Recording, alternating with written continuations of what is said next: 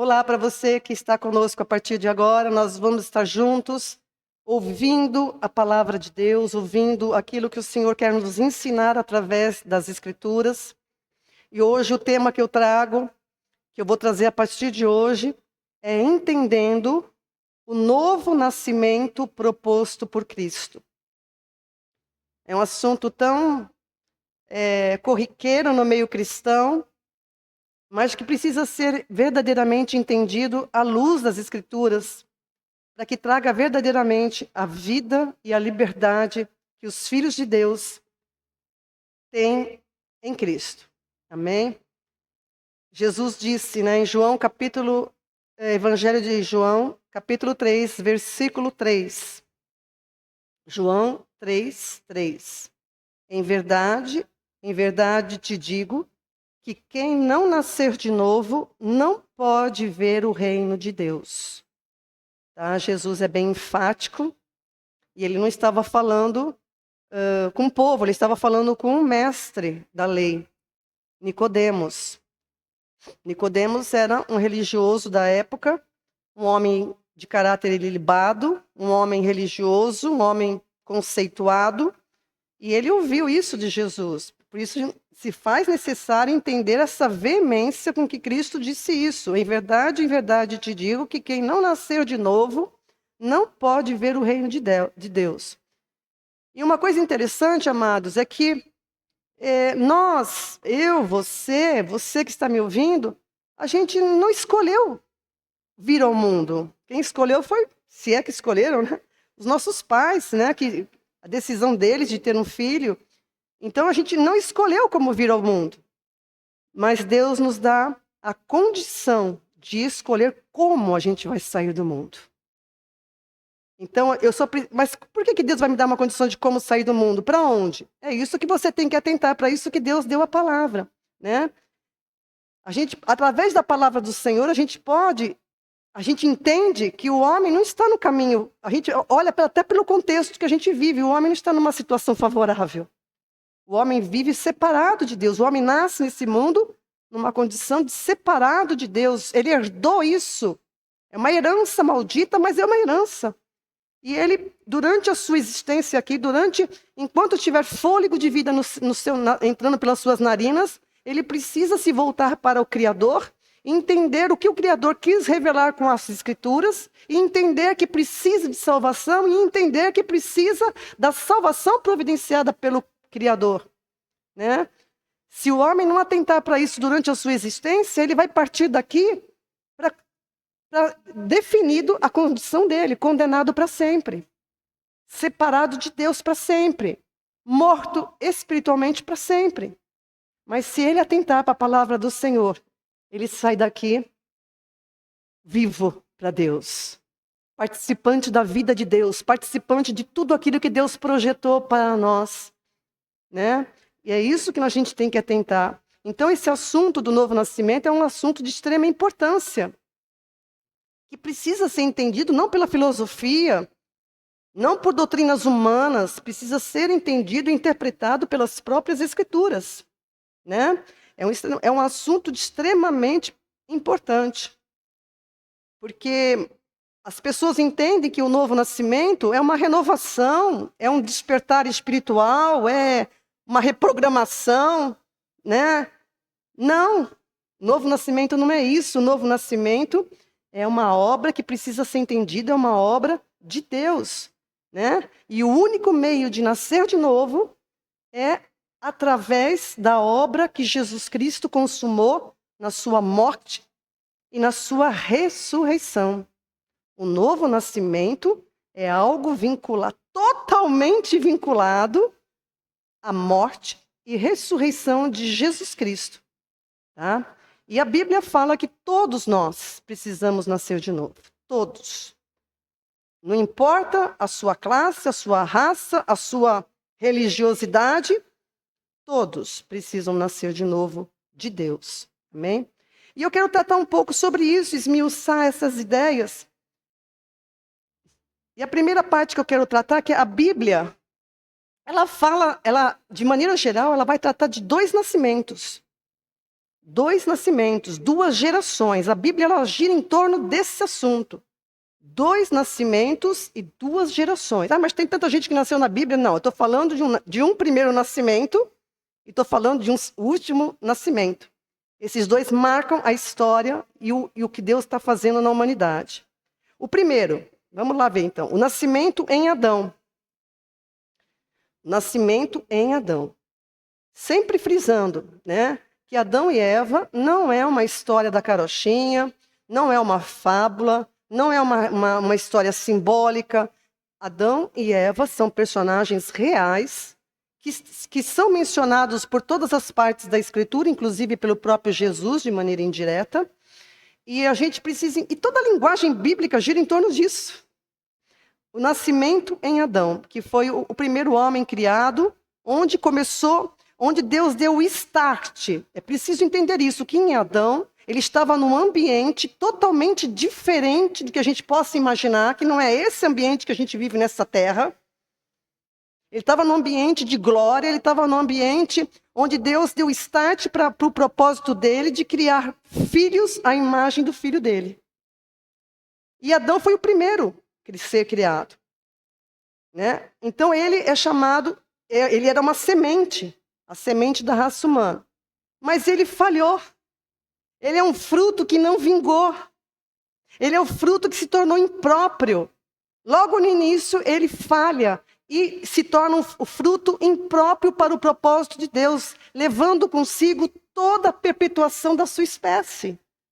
Isso é algo determinado quando Deus criou o homem, que isso se multiplicaria de geração em geração.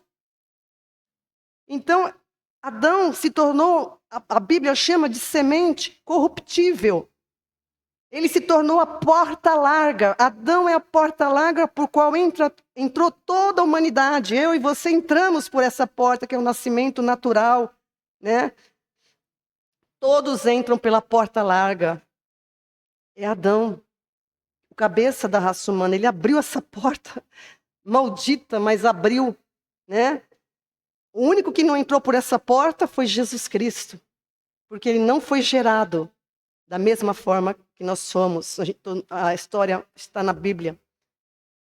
Então, essa geração que proveio de Adão é uma geração destituída, separada, morta, sem vida espiritual, sem comunhão com Deus, sem participação no propósito eterno dele. E Deus deixou correr isso, porque ele tem um propósito também, porque ele não desistiu do que ele se propôs quando ele criou o homem, quando ele criou tudo. Então, a gente tem que entender estas coisas, porque Deus é longânimo, porque Ele é Deus e soberano, porque Ele é bom, porque Ele faz aquilo que Ele apraz, Ele não desiste. E porque Ele não desistiu, hoje nós estamos pregando o Evangelho que pode levar você ao propósito eterno dEle. Então, é por isso que a gente precisa atentar para a palavra. Essa geração em Adão está na condição de mortos, separados de Deus e vivos para o pecado. Existem dois tipos de pessoas na humanidade: os mortos para Deus e vivos para o pecado, e os vivos para Deus e mortos para o pecado. Deu para entender? Dois tipos de pessoas: os que estão mortos para Deus e vivos para o pecado, e os que estão vivos para Deus e mortos para o pecado. É a lógica bíblica, tá? Eu podia ter feito o grafiquinho, mas depois eu passo para vocês no grupo da igreja. Então, esses nascidos em Adão são os nascidos da carne, ou o nascimento natural. São plantas que o Pai não plantou. São plantas que o Pai não plantou. Jesus fala isso em Mateus capítulo 15, versículo 13. Mateus 15, 13. Toda planta que o meu Pai não plantou será arrancada. Mateus 15, 13, depois você veja lá. E é também como o João Batista disse lá em Mateus 3, versículo 10, que a planta que o Pai não plantou, o machado está posto à raiz. Então, o que quer dizer essa linguagem bíblica? Quer dizer que a planta que o Pai não plantou não vai permanecer diante dele para sempre. Amém? Então, é isso que a gente tem que entender pela palavra do Senhor. Então, esse é o nascimento em Adão. Agora, o novo nascimento em Cristo, né, que é o último Adão. Por isso que Jesus é chamado último Adão. O primeiro é um fruto que não vingou. E o último Adão é o fruto que vingou. Aleluias, né? Jesus, você tem que cantar esse nome hoje, amanhã, para sempre. Jesus é aquele que nos libertou da morte. Não é da morte física, porque aqui eu estou aqui, eu vou morrer fisicamente, mas eu estou viva, porque a morte não tem poder mais sobre mim. A morte não tem mais poder sobre vocês. A morte não teve poder sobre Cristo. Não pôde segurá-la no sepulcro. Ele se levantou. E vai levantar você também, da mesma maneira e com o mesmo poder. Então, Jesus é o fruto que vingou. Então, ele se tornou a semente incorruptível. Incorruptível. Ele é a porta estreita. Se Adão abriu a porta larga, Jesus é a porta estreita, pela qual todos aqueles que creem no Evangelho entram. Então, não é todo mundo que entra pela porta estreita. Tem que ouvir o Evangelho, tem que crer. Mas é o Evangelho segundo Jesus Cristo. É o Evangelho da cruz. É o Evangelho de negue-se a si mesmo e siga Cristo. É o Evangelho que diz, leve cativo todo pensamento à obediência de Jesus Cristo. É o Evangelho que diz, buscai o reino de Deus e a sua justiça, as demais coisas serão acrescentadas. É o Evangelho que diz, este mundo vai perecer, vai acabar, mas aquele que faz a vontade de Deus permanecerá com ele para sempre. São realidades que existem, mas uma realidade é que você vive e eu estou vivendo agora. Mas a realidade de Deus também é real. E ela não está no plano que você está vendo, mas ela existe. É o reino eterno de Deus. Você crê? Você crê? O que eu vou falar hoje é um reino que não é visível aos meus olhos ainda, mas ele é tão real quanto este que você toca, né, vê, sente. É o reino de Deus. E Jesus, ele abre essa porta para esse reino. Por isso que ele disse, né? Quem não nascer de novo, não pode entrar no reino de Deus. Então Jesus é a porta estreita, que entram todos aqueles que creem no Evangelho de Cristo. E se tornam a geração de Deus. Geração de Deus, geração santa e justa, porque foi gerada por Deus. A geração natural tem pais e herda toda a natureza dos pais. A geração de Adão herda a natureza dos pais. Então a gente herdou em Adão a natureza dos nossos pais. É pecado.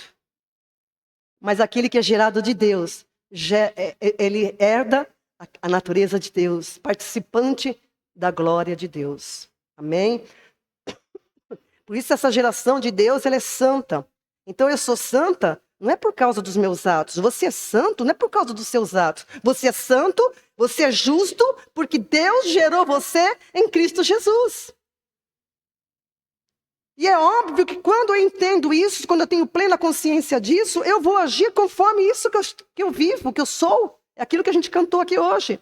Eu sou o que Deus diz que eu sou. Então, quando você tem consciência de quem você é, você vai agir. Os ditames que vão ditar o teu comportamento, os teus relacionamentos, as tuas decisões nessa vida, estão com base na palavra. Não pode ser ao contrário. Senão você ainda não é uma pessoa consciente.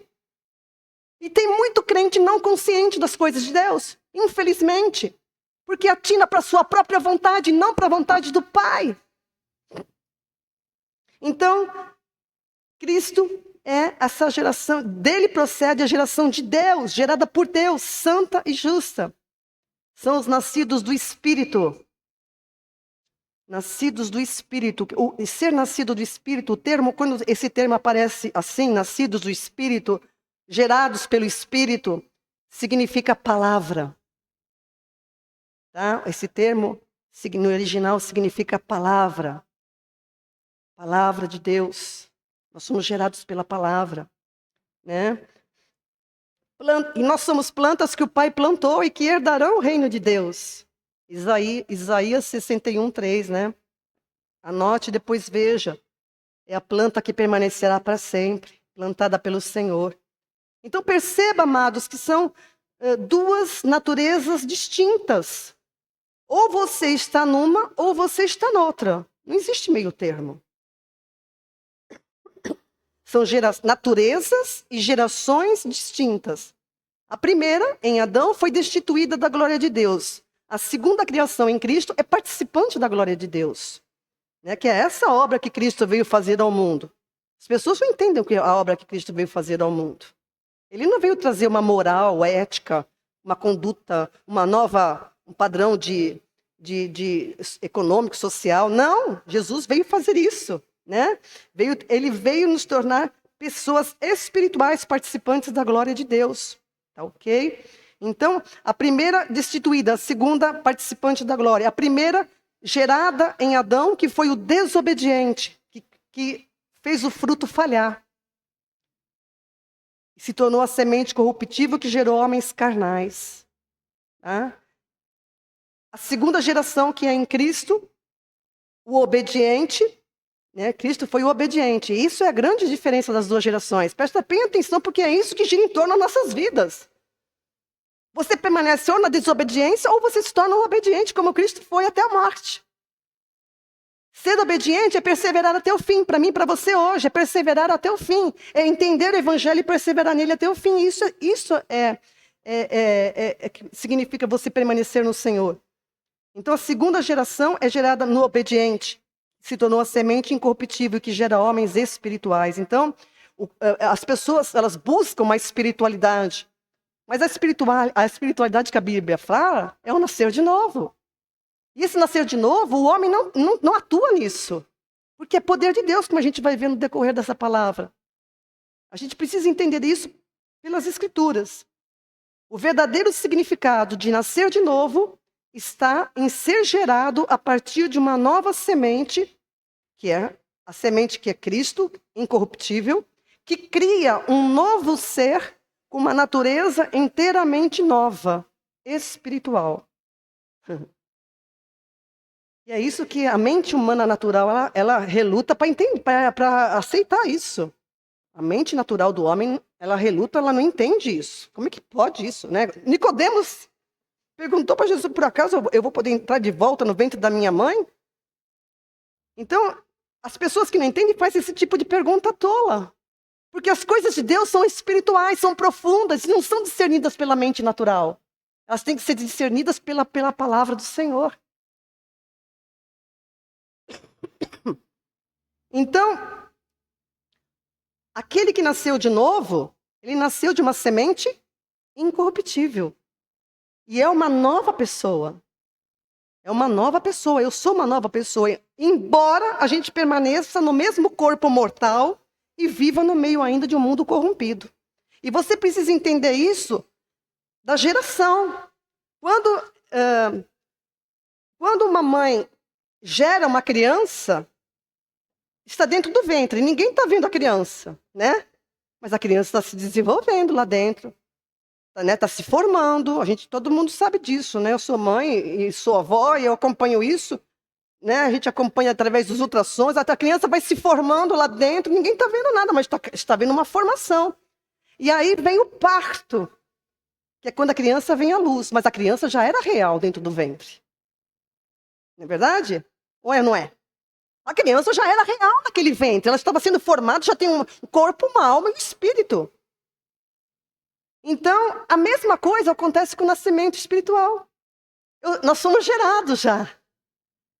Não é visível ainda. Não é visível, mas é real. Você foi gerado de Cristo. Você é uma nova criação em Cristo. Você é um ser espiritual. Você faz parte de um plano que não está visível agora, mas vai ser quando Cristo se manifestar. É real lá, é um plano real. Por isso que a gente tem que entender essas coisas para viver com convicção de quem nós somos, de que nós temos em Cristo. Então eu estou no mundo ainda, eu estou dentro desse corpo, mas eu sou uma nova geração, uma nova criação, porque isso é diante de Deus. A criança no ventre de uma mãe não é visível, mas diante dos olhos de Deus é. Diz lá no Salmo 139 que o Senhor viu a criança sendo tecida no ventre, né, como uma obra-prima. E a mesma coisa é eu e você, o Senhor vê você como uma nova criação dele. Isso é maravilhoso. E aquele que nasce de novo, ele anda em novidade de tudo. desde a sua natureza até a sua condição. Tudo mudou. Tudo mudou. Isso não é diante de homens, é diante de Deus. E é isso que a gente precisa entender e viver. João capítulo 1, versículo 13.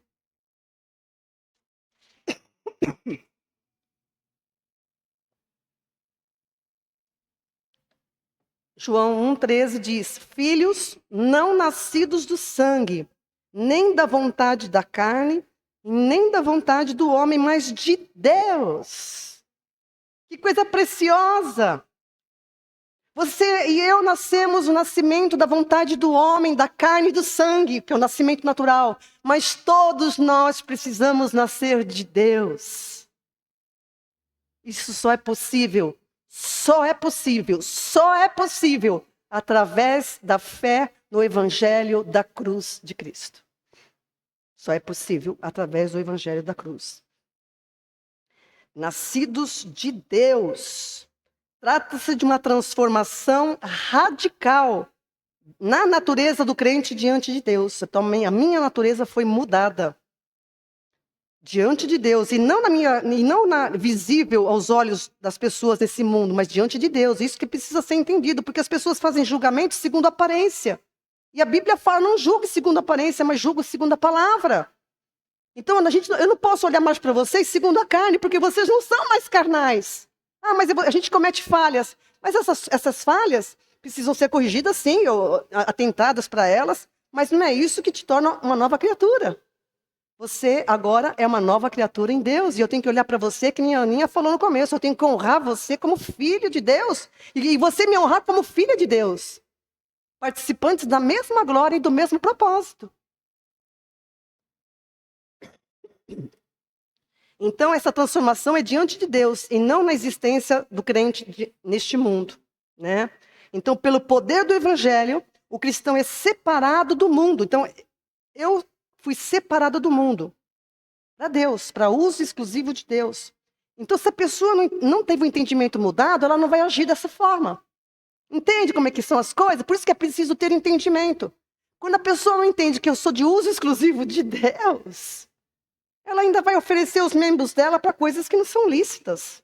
Embora tudo lhe seja lícito, nem tudo convém. Convenhamos, né? Então, se ela entendeu isso, o verdadeiro entendimento, a verdadeira compreensão do Evangelho faz com que você mude tudo na sua vida. Por isso a premissa é: mude o entendimento, à luz da palavra do Senhor. E você não vai mais agir como uma pessoa que não conhece a Deus, que não tem princípios de Deus na sua vida. O que a gente mais vê são crentes perturbados, pessoas que não têm noção de quem elas são e que elas têm em Cristo. Isso eu vou continuar repetindo, porque as pessoas precisam se conscientizar. Se conscientizar. Uso exclusivo de Deus, que é o significado verdadeiro de santificação. Né? A gente vai ficar, é outro tema, é outro estudo. Então, o novo nascimento é a criação de um novo ser em Cristo. Não é em você, não é no homem, é em Cristo.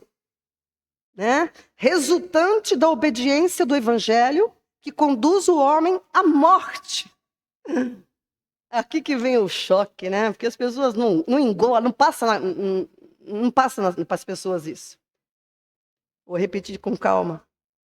O novo nascimento é resultante da obediência ao Evangelho que conduz o homem à morte com Cristo e à ressurreição em novidade de vida.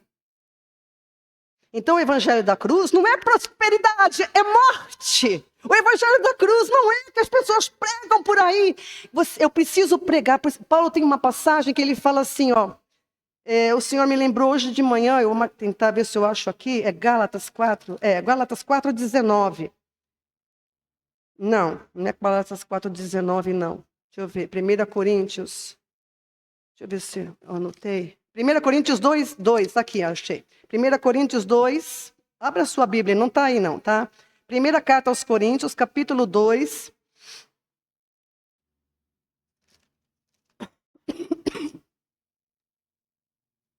Paulo fala isso, Paulo tinha tanta consciência de quem ele era. Ele diz aqui, ó, 1 Coríntios 2, 1 em diante. Eu, irmãos, quando fui ter convosco, anunciando-vos o testemunho de Deus, Eu não fui com sublimidade de palavras ou de sabedoria humana, né?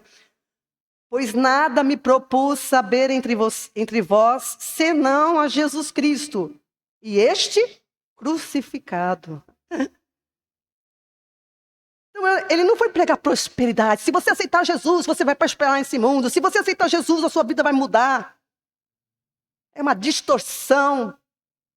Eu fui até vocês propondo, senão a Jesus, Cristo e este crucificado.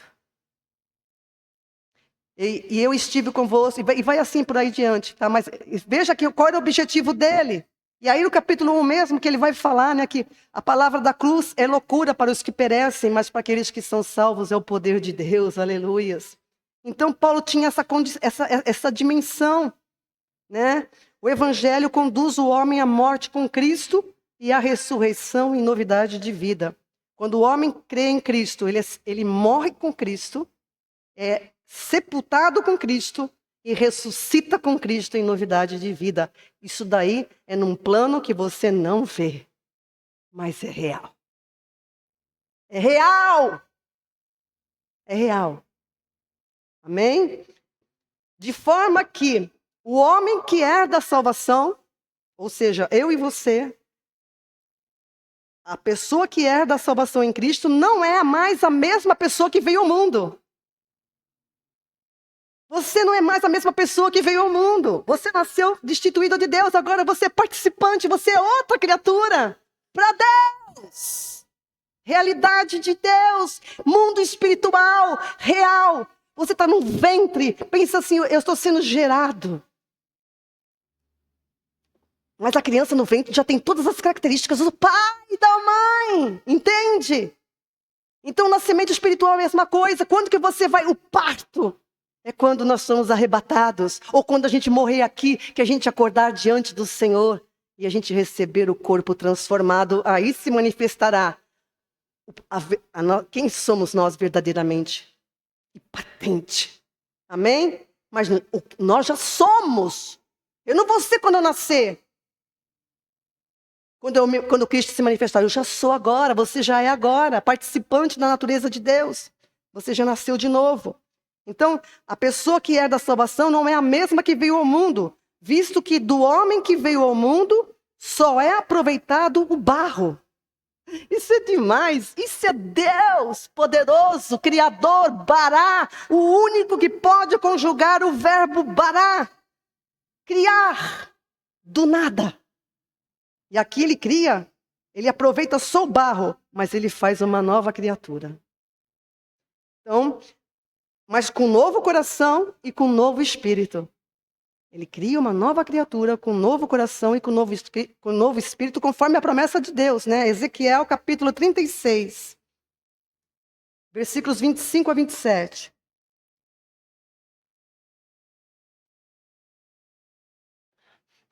Ezequiel 36. Então, aspergirei água pura sobre vós. Aspergirei água pura sobre vós. Isso não é um banho literal de água. Isso é um banho da palavra. Aspergir água. A profecia estava se referindo ao evangelho de Cristo, que é a água pura. Jesus é a fonte de água pura. Jesus é a fonte inesgotável. Ele falou isso para a mulher samaritana. Se você beber dessa água, você vai voltar a ter sede. Mas se você beber da água que eu te der, nunca mais você vai ter sede. Aleluia! Então aspergirei água pura sobre vós e ficareis purificados. Então você é purificado pelo quê, meu irmão, minha irmã? Porque você é lindinho? Porque você passa um batonzinho? E penteia o cabelinho, cortadinho? Porque você se comporta direitinho? Não, você é purificado pela água pura do Senhor, que é a sua palavra. Simples assim. Simples assim. E ficareis purificados de todas as vossas imundícias e de todos os vossos ídolos, eu vos purificarei. Então, na minha vida, quando eu vivo isso, tudo mais, para mim, é esterco. Ídolo aqui não é somente imagens, É tudo aquilo que substitui a glória de Deus na sua vida. É tudo aquilo que toma conta, porque onde estiver o teu coração, aí estará o teu tesouro. Né? Versículo 26. Dar-vos-ei um novo... Deus é que está falando isso, hein? Não é Ezequiel. É Deus falando através de Ezequiel. E dar-vos-ei um novo coração e porei dentro de vós um espírito novo. Tirarei da vossa carne o coração de pedra e vos darei um coração de carne. 27. E porei dentro de vós o meu espírito. O que ele vai colocar dentro de nós, amados? O que ele vai colocar dentro de nós? A palavra. Não é místico. A palavra que é Espírito estará dentro de nós. Então, isso fará com que... Olha lá. E farei com que andeis nos meus estatutos e guardeis os meus juízos e os observeis. As pessoas querem inverter as coisas. Então, quando a palavra de Deus está dentro de mim, para mim é simples e natural que eu busque andar segundo a palavra de Deus. Então, amados, é isso que acontece com a nova criatura. A promessa de Deus se cumpre. Mas é preciso crer em Cristo. E Cristo crucificado. E Cristo ressurreto. Precisa confessar isso. Precisa crer com o coração e confessar com a boca. Precisa morrer com Cristo. Então, quando a pessoa morre com Cristo, o vaso de desonra, porque todos, Adão e toda a sua descendência se tornaram vasos de desonra para Deus. Então, mas quando o homem morre com Cristo, o que acontece com esse vaso de desonra? Esse vaso é quebrado. E Deus pega aquela massa e faz um vaso novo. Aleluias. Como eu falei na última mensagem minha, em Romanos 9, 21. Ou não tem o oleiro poder sobre o barro, para da mesma massa fazer um vaso para a honra e outro para a desonra? O poder é de Deus. Eu só tenho que confiar nisso. Você precisa confiar nisso. O vaso de honra representa um novo nascimento, a nova criação, um novo coração, um novo espírito, participante do propósito de Deus eternamente. Gálatas capítulo 2, versículo 20, Paulo diz, veja como é importante a conscientização do verdadeiro entendimento do Evangelho. Já estou crucificado com Cristo, aleluias. Isso é fruto de quem entendeu. Isso é fruto de quem está consciente do que o Evangelho fez na sua vida. Já estou, Gálatas 2:20, já estou crucificado com Cristo. E vivo, não mais eu, mas Cristo vive em mim. E a vida que agora vivo na carne, quer dizer que ainda estou nesse corpo ainda, eu vivo-a na fé do Filho de Deus, o qual me amou e se entregou a si mesmo por mim. Que coisa preciosa, amados. Olha que profundidade. A gente poderia pregar só sobre esse versículo, que dava uma pregação inteira. Já estou crucificado com... Eu entendi, Senhor, eu entendi.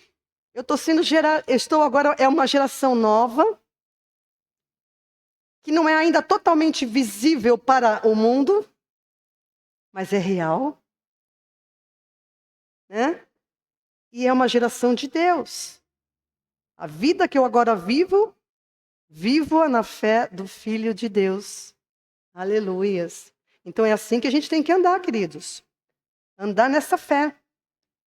Como é imprescindível morrer e nascer de novo, através da obra consumada por Cristo, essa pessoa, ela se tornou outra pessoa. E ela foi gerada por Deus e se tornou filho de Deus. Então, todos que nascem de Cristo são filhos de Deus, tal qual é Cristo. Tá? Então, mas para isso precisa morrer com Cristo e ressuscitar com Ele. Essas pessoas, então, como João diz em João 1:12, essas pessoas receberam poder de serem feitos filhos de Deus. Amém? Então, esses são os que nascem de novo, não de geração humana, mas da vontade de Deus. Isso é obra exclusiva de Deus, é obra e poder de Deus. Nascer de novo, o novo nascimento na Bíblia não se refere à participação do homem na regeneração. O homem não participa da regeneração. porque é obra exclusiva de Deus. A parte do homem é participar na morte de Cristo. Isso ele participa. Para nascer de novo, ele precisa morrer com Cristo. Para nascer de novo. Amém? Então, é isso que é importante a gente entender estas coisas. Então, são geração de Deus, obra dele, tá? Embora a geração seja um ato criativo exclusivo de Deus, está intrinsecamente atrelado ao mandamento de crer em Cristo. Tá? Está atrelado ao mandamento de crer em Cristo, de confessar a Cristo como Senhor e Salvador. Tá? Então, nascer de novo, o homem não participa desse ato da regeneração, porque é um poder de Deus. O que ele tem que fazer apenas é crer. Crer, confiar no poder de Deus que faz tudo isso. Amém? E que também enviou seu Filho, né? Para nos salvar e nos colocar de volta participantes da sua glória. Amém? Então é preciso crer. O segundo ponto é preciso crer na palavra do Senhor. Porque essa é a premissa bíblica. É a lógica da Bíblia. Foi assim no Éden e é assim agora. Deus deu uma palavra para Adão, ele não creu, caiu. Para você voltar para Deus, Deus deu uma outra palavra para que você creia e permaneça nela até o fim. E aí você participará do propósito de Deus. Então é preciso crer na palavra do Senhor. Né? Porque a lógica bíblica ela se baseia na verdade da boca de Deus que não pode mentir. Né? Um princípio que eu gosto muito, que está lá em Isaías 55:11, que fala assim: assim será a palavra que sair da minha boca, ela não voltará para mim vazia, antes fará o que me apraz e prosperará naquilo para que a enviei. Então a palavra de Deus ela não volta vazia. Se ele deu um mandamento, creia no meu filho e eu te ressuscitarei, você tem que crer que essa palavra não vai voltar vazia. Isso é fé. Né? Você crê na palavra do Senhor. Então essa palavra do Senhor não vai voltar vazia, mas vai fazer aquilo que apraz ao Senhor e prosperará naquilo para o qual Deus a enviou. Tá? Outro princípio está em 1 Tessalonicenses, capítulo 2, versículo 13. Quando a palavra, ela opera eficazmente naquele que crê. A palavra aqui, é o poder de Deus. Mas ela só opera aquilo que ela está falando se a pessoa receber essa palavra, se ela crer nessa palavra. Tá? Paulo diz em 1 Tessalonicenses 2,13: por isso também damos sem cessar graças a Deus, pois, havendo recebido de nós a palavra da pregação de Deus, a recebestes, não como palavra de homens, mas, segundo é na verdade, como palavra de Deus, a qual também opera em vós os que crestes. Duas coisas importantes que Paulo está falando aqui. Que as pessoas receberam a palavra como sendo palavra de Deus. Então, quando você ouve uma mensagem da Bíblia, você tem que entender que é Deus falando. Se eu estiver falando as palavras da Bíblia, é Deus falando com você. Se eu estiver pregando pregação de sabedoria humana, aí é minha. Mas quando eu estou pregando a palavra, você precisa entender que é Deus falando com você através da palavra. Tá? Então, a palavra de Deus, você tem que recebê-la como palavra de Deus, senão, não como palavra de homens. É isso que o inimigo mais ataca na mente das pessoas. E a Bíblia foi escrita por homens. Meu Deus, que lógica mais simplista. Pelo amor. Então, é preciso crer que é a palavra de Deus. E a palavra de Deus opera em nós aquilo que nós cremos. Aquilo que nós recebemos. Isso é um incômodo para muitas pessoas. Por que é um incômodo, pastora? Porque as pessoas, elas querem fazer. Elas acham que precisam fazer alguma coisa para Deus. Eu preciso fazer isso, eu preciso fazer caridade, eu preciso ser uma boa filha, uma boa esposa, eu preciso fazer e fazer. Foi isto que as pessoas com que Jesus estava falando disseram para ele. O que faremos para herdar o reino? Não. O que faremos? O que devemos fazer para fazer a obra do Senhor? João capítulo 6, 28. O que faremos para executar as obras de Deus? O que a gente tem que fazer? E Jesus respondeu para eles: a obra de Deus é esta. Crede naquele que ele enviou. Creio. Não tem que fazer, tem que crer. Tem pessoas que falam assim, eu vou dar o meu melhor para Deus. Isso daí Deus não aceita isso. O melhor de Deus para você, quem que pode dar o melhor para Deus?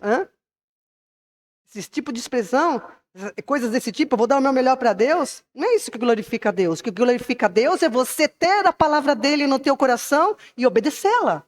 Isso glorifica a Deus. É você ter a palavra na tua boca e falar a verdade de Deus com verdade. Isso glorifica a Deus. Né? O que glorifica a Deus é confiar na obra que ele fez por nós, que ele fez, está fazendo e vai continuar fazendo. Porque ele é o Deus que trabalha para todo aquele que nele confia. Aleluia! Não é o que você faz, o que eu faço, que é o melhor, não. Eu tenho que confiar. O que glorifica a Deus é a obra dele. Eu preciso descansar na obra dele. Aleluias! Isaías 64:4. Porque desde a antiguidade não se ouviu, nem com os ouvidos se percebeu, nem com os olhos se viu, um Deus além de ti, que trabalhe para aquele que nele espera. Que coisa maravilhosa, amados. Você descansa nisso? Ou não? Porque o descansar é igual a confiar, né? Deus trabalha para aquele que nele espera. Que coisa maravilhosa. Então, e Deus trabalhou, né? Jesus disse, meu pai trabalha até agora e eu também. Deus enviou uma salvação poderosa para todos, né? Para todos os homens, mas eles confiam mais nas suas próprias justiças, nas suas próprias ações. É isso que a gente vê. E a condenação exatamente está em permanecer de posse das suas ações, das suas convicções. A condenação consiste nisso. Se vocês não crerem em quem eu sou, vocês estão perdidos. Porque diante do Evangelho de Cristo, eu preciso abrir mão da minha crença. Precisa. Senão não existe arrependimento. Arrependimento na Bíblia, eu vou sempre falar isso, não é choro nem vela. É diante do Evangelho, eu preciso mudar a minha maneira de pensar. O verdadeiro arrependimento é eu me dobrar diante do Evangelho de Cristo, que diz, eu sou pecadora e sem Cristo eu estou perdida. E se eu não morrer com ele e nascer de novo, eu não verei o reino de Deus. Entende? Então, isso é a verdade. Né? Mas as pessoas preferem confiar. Elas acham mais palpável. Se eu fizer, eu vou me sentir mais seguro. Será que você vai se sentir verdadeiramente seguro? Ou confiar no Senhor verdadeiramente é muito mais seguro? Perfeitamente seguro. Amém? É muito mais seguro você confiar no Deus que não mente. Nós somos salvos. Ou somos salvos pelos méritos de Cristo, ou não somos salvos de modo algum. Amém? E Paulo, na sua epístola aos Romanos, ele vai falar, essa epístola é um verdadeiro tratado de teologia, a carta de Paulo aos Romanos, que deve ser lida por você e verdadeiramente entendida do capítulo 1 até o capítulo final.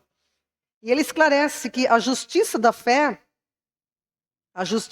não depende das obras da lei. É uma coisa que Paulo estava trabalhando com seus conterrâneos, que se baseavam na sua justiça de guardar a lei, de fazer as coisas que a lei determinava, fazer, né? E aí, Paulo, ele demonstra que a justiça da fé não depende das obras da lei, consequentemente, não depende de esforços humanos. A justiça da fé não depende dos esforços humanos, mas essa justiça ela é acessada pela palavra da fé mesmo, pela Bíblia, pelo Evangelho de Cristo, que precisa ser proclamado e recebido. Né? E Paulo reforça, eu vou ler já as passagens, está no Romanos 10, e ele reforça duas ações, que é confessar com a boca que Jesus Cristo é o Senhor e crer no coração que Deus o ressuscitou dentre os mortos. Essa é a fé que resulta em salvação. Vamos ver Romanos 10, a partir do versículo 8.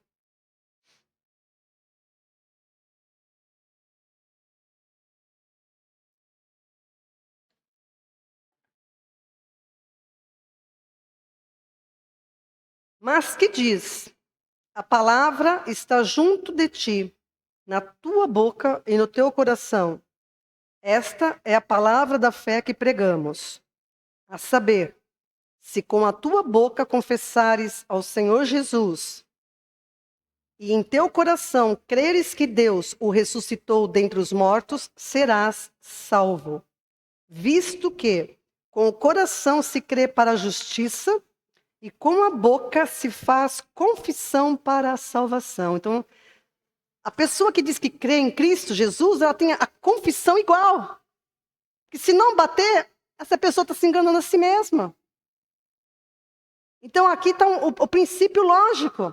Se eu creio no que Cristo fez, se eu entendi a obra consumada por Cristo na cruz, na sua ressurreição, eu vou confessar isso, eu vou crer, é o que eu creio no meu coração e eu recebo. Amém? Então é preciso crer no coração e confessar com a boca, porque com o coração se crê para a justiça e com a boca se faz confissão para a salvação. Versículo 13. Porque todo aquele que invocar o nome do Senhor será salvo. Eu tenho que invocar o nome do Senhor. E para invocar, é necessário ter entendimento do Evangelho. Ninguém vai invocar aquilo que não sabe. Bom, tem muita gente que invoca coisa que nem sabe que está invocando, né? Mas para invocar, para ser salvo, precisa conhecer o Evangelho. Precisa ter entendimento do Evangelho. Precisa crer que Jesus é o Salvador e que tem poder de salvar. Versículo 14. Como, pois, invocarão aquele em quem não creram? E como crerão de quem não ouviram? E como ouvirão se não há quem pregue? E como pregarão se não forem enviados? Pois como está escrito, quão formosos os pés daqueles que anunciam, dos que anunciam o evangelho da paz, dos que trazem alegres novas de boas coisas. Olha só, a necessidade da pregação. Então, quando você está pregando a palavra, nunca é à toa, você está cumprindo algo que é essencial para que as pessoas creiam. Quer elas ouçam, quer elas deixem de ouvir. É essencial pregar. Por isso que antes de Jesus ir embora, o testamento dele foi: ide, pregai. Vão e pregue. Vão e pregue. Por isso que eu estou aqui pregando. Por isso que eu publico palavras. Por isso que para despertar, de alguma forma, que as pessoas abram o entendimento delas. E elas realmente, de coração, entendam a preciosidade, o tesouro que elas podem receber em Cristo Jesus, nosso Senhor. Aleluias. Versículo 16, mas nem todos têm obedecido ao Evangelho, pois Isaías diz, Senhor, quem creu na nossa pregação? Essa é uma pergunta que, né, ela fica retumbando durante os séculos. Quem que creu na nossa pregação? Né? Eu sempre falo para o Senhor também a mesma pergunta. Senhor, quem vai crer nisso, Pai? E o Senhor fala, pregue. Só. Pregue. Né? De sorte que a fé é pelo ouvir, e o ouvir pela palavra de Deus. Então, a fé, que é Cristo, né? Hoje a gente entende que a fé não é uma coisa mística, não é uma crença. Fé não é crença, fé não é igual crença, crença decorre da fé. Fé é Cristo, fé é o Evangelho, que é o fundamento da minha fé, né? O fundamento, o firme fundamento. Então, a fé vem pelo ouvir e ouvir a palavra de Deus. Tá? Jesus é a palavra da fé. Jesus é a palavra da fé. O Evangelho de Cristo é a palavra da fé, porque Cristo é a justiça de Deus. Cristo é a fé manifesta para que os homens creiam. E a nova vida, a vida de Deus, o nascimento espiritual, só é possível nele. E é isso que as pessoas precisam entender.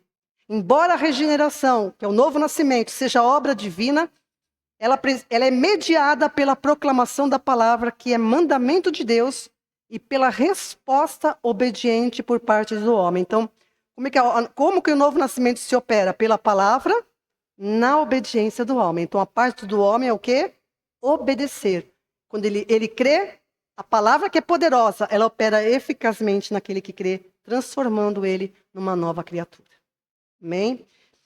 Tá? Então, por isso que é preciso pregar, por isso que é preciso ouvir a palavra, né? A regeneração é obra divina realizada exclusivamente por Deus, mas ela precisa ser precedida pela aceitação do Evangelho. Porque o Evangelho tem que conduzir a pessoa a morrer com Cristo para que ela possa nascer de novo.